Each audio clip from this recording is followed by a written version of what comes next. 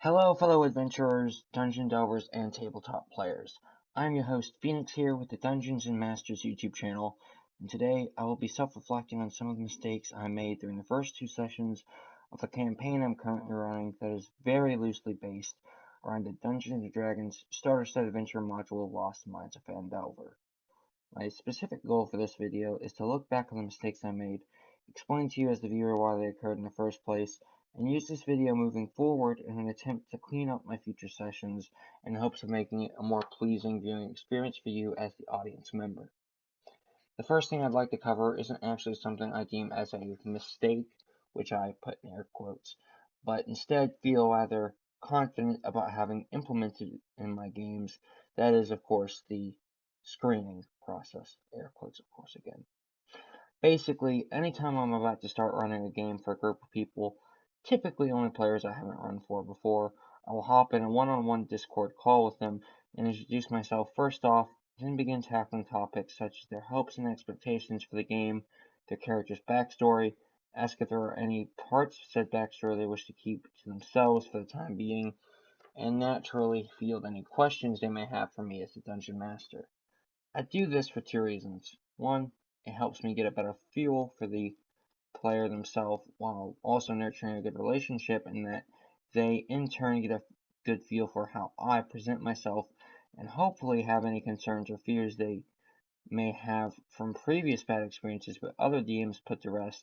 And two, as well as allowing me the privilege to get to know the player as an individual person that I might not otherwise get to if I'm just interacting with all of them at once as a group. Furthermore, it also helps them voice any concerns they may be a bit too timid to say publicly on the server, such as that they're shy about role-playing and don't want to use a special voice, or that they're arachnophobic, so they prefer not to run into any spider-based encounters.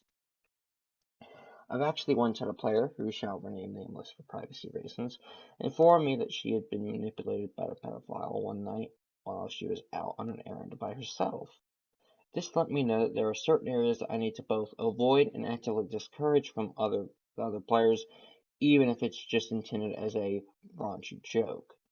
On a last note, I just feel it's the right and responsible thing for me to do as the DM that I personally don't know of anyone else doing in person, nor YouTubers such as Taking 20 and XP to level 3 using it as a house rule, so I feel fairly confident it's a thing unique to me, which is always nice. I also want to quickly reiterate for those who may have missed it in the first time that I mentioned it that I don't run pre-written adventures.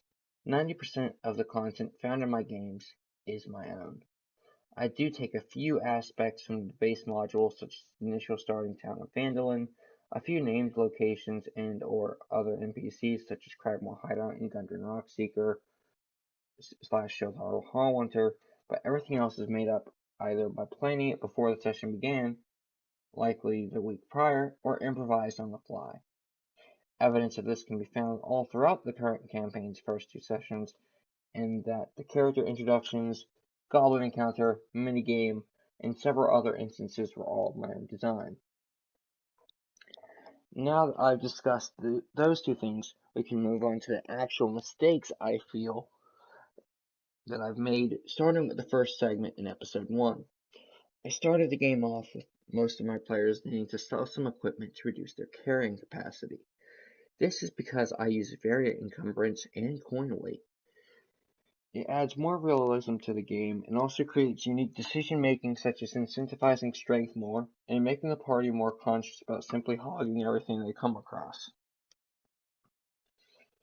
It's not all bad either, as this lets them start off with some extra gold they otherwise wouldn't have, which is obviously a huge plus. The mistake comes from the fact it bogged down the first segment, eating up nearly the first half hour of the session. I suppose I'll also go ahead and explain the segment, air quotes, thing as well. Most sessions are run straight through from start to finish in one sitting, with some exceptions. I can't do that, and I wouldn't want to tire my players with that either, so I divide the session into 2 to 4 smaller bits called segments because that's what they are. each lasting usually around an hour each, and then taking a 15-minute intermission.